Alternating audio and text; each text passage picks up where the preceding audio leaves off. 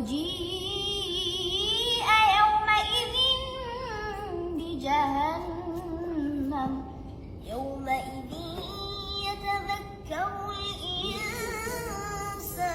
وأنى له الذكرى يقول يا ليتني قدمت لحياتي فيومئذ لا يعذب عذابه أحد ولا يوثق وثاقه أحد يا أيتها